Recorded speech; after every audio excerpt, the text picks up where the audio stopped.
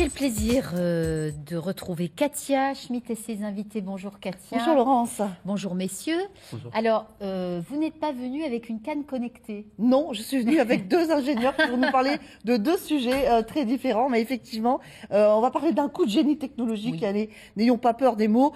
Qu'ont eu deux étudiants en école d'ingénieurs de Nancy. Ils ont mis au point effectivement la première canne connectée pour déficients visuels. Andisco va permettre de faciliter effectivement les déplacements en ville des malvoyants, un grand pas en avant donc, et on va en parler avec vous. Florian Estève, vous êtes cofondateur et dirigeant d'Andisco qui est basé à Gondreville. Bonjour et soyez le bienvenu. Bonjour. Sur ce plateau. À côté de vous, un autre étudiant, ingénieur également de l'école des mines de Nancy qui organise lui le forum Est Horizon jeudi au centre Prouvé de Nancy. Alors de nombreuses entreprises ont répondu à l'invitation de l'école des mines prestigieuse et vont proposer donc job et stage. Corentin Vermeulen-Couvlar, vous êtes président de ce forum et vous allez nous dire quel est le programme de cette journée. On commence avec vous, Florian. Vous avez une idée formidable et tout est parti d'un projet étudiant. Alors exactement, Andisco est né lors de nos études. Donc mon associé et moi-même étions étudiants à l'ESTIN, donc l'école d'ingénieurs de Nancy. Et lors de notre dernière année, on a été sollicité pour participer à un projet étudiant dont le but était de mettre en avant les innovations technologiques au service de causes sociétales ou sociales. Donc nous, on est parti un peu à la rencontre de personnes qui en avaient peut-être besoin aujourd'hui. Donc on est parti à la rencontre d'associations de personnes handicapées. Et rapidement, on a eu des bons contacts avec des associations de personnes déficientes visuelles. Donc on a été les voir, on a discuté avec eux, on a essayé de comprendre les besoins qu'ils avaient dans leur vie quotidienne. Et ensuite, on est retourné dans notre école, on est retourné plancher un peu sur tout ça.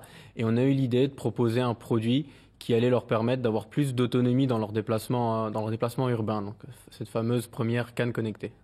Et vous avez eu aussi un coup de pouce puisque vous avez été vite repéré, vous avez gagné un concours. Ça vous a aidé aussi à vous lancer. Ah, tout à fait.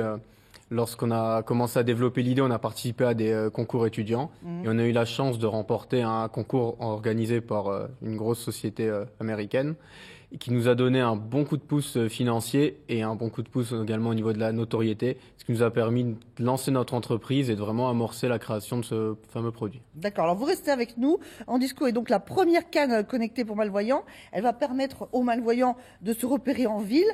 La canne peut en effet localiser un parcours grâce à son GPS intégré associé à une oreillette. Explication très précise, très pointue comme toujours avec Malika Boudiba et Olivier Bouillon. Regardez. La ville, ses sons. Quand on est déficient visuel, ça peut vite devenir un parcours du combattant.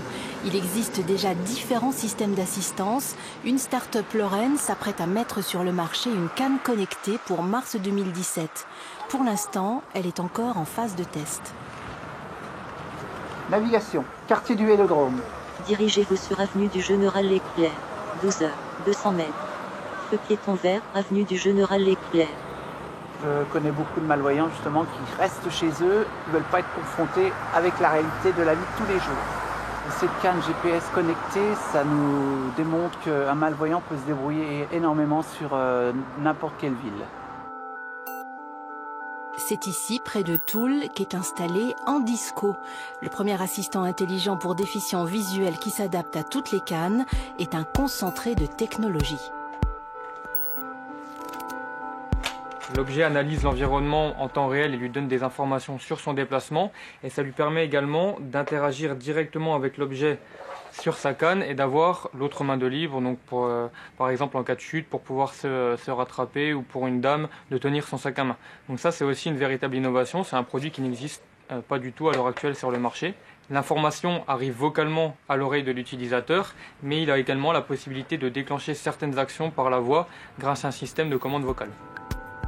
Ici, on s'occupe du développement, la partie design et fabrication est pour le moment confiée à des sous-traitants de la région. Une fois la phase de test terminée, la croissance de l'entreprise pourrait s'imaginer en grand. En France, on estime le marché potentiel à 300 000 personnes. Donc ça, c'est vraiment que le marché français. Après, bien entendu, on a pour ambition de s'exporter en proposant une version, dans un premier temps, une version anglaise. Et dans un second temps, pourquoi pas décliner sur d'autres langages. Parce que régulièrement, on a des demandes qui arrivent des États-Unis, des pays nordiques, etc., même d'Australie. C'est vraiment un compagnon, quoi. Pour nous, les malvoyants, c'est vraiment un... D'accord, donc c'est vraiment un assistant, un compagnon qui va t'aider dans tes déplacements quotidiens. Énormément, oui. Ligne 1 direction Vendeuvre CHU Brabois. 2 minutes. À Nancy, Daniel est totalement conquis par ce nouvel assistant qui va lui permettre de vivre la ville en toute autonomie. Et quand on entend le témoignage de Daniel, on se dit que vous avez réalisé aussi un projet qui a une vraie valeur humaniste. C'est sûr que des témoignages de ce type nous font vraiment chaud au cœur. Nous, c'est l'objectif de la société, c'est de proposer des produits pour des personnes qui en ont vraiment besoin aujourd'hui. Donc on est dans un monde qui est baigné de nouvelles technologies, on a de plus en plus d'objets connectés, nos téléphones sont de plus en plus puissants, font de plus en plus de choses.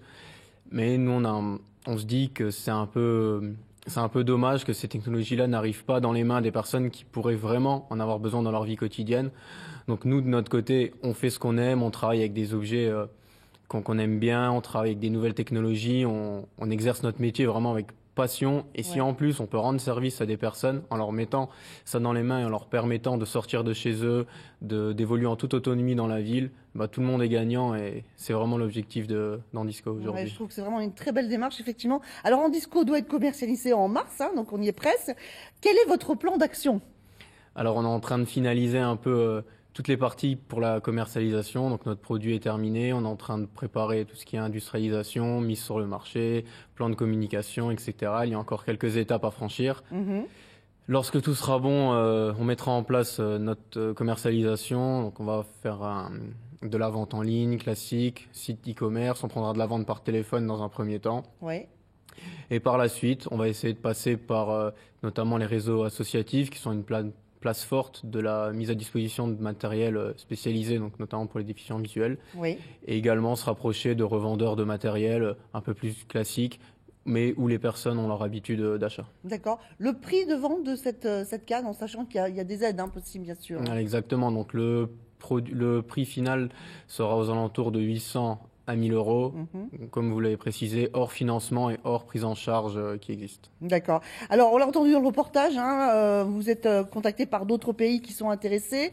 Andisco, du coup, vous avez aussi étoffé votre équipe. C'est vraiment un très beau démarrage. Alors exactement. Alors en début d'année, on a recruté un associé, donc un jeune diplômé d'école de commerce, donc également de Nancy, et qui va nous épauler sur la partie marketing, commercial et à l'avenir développement international. D'accord. Et pour l'instant, pas de concurrents, même à l'international. Pour l'instant, on n'a pas de concurrence directe, mais on voit des startups qui commencent à réfléchir sur le sujet, à faire des choses. Donc, on va essayer de profiter de notre avance et de proposer le produit en premier. D'accord. Écoutez, Florent, bravo à vous, à toute votre équipe, et viendrez nous parler de la commercialisation au printemps. Avec plaisir. Comment ça démarre? Merci beaucoup. Merci à vous. Place à présent à nos offres d'emploi.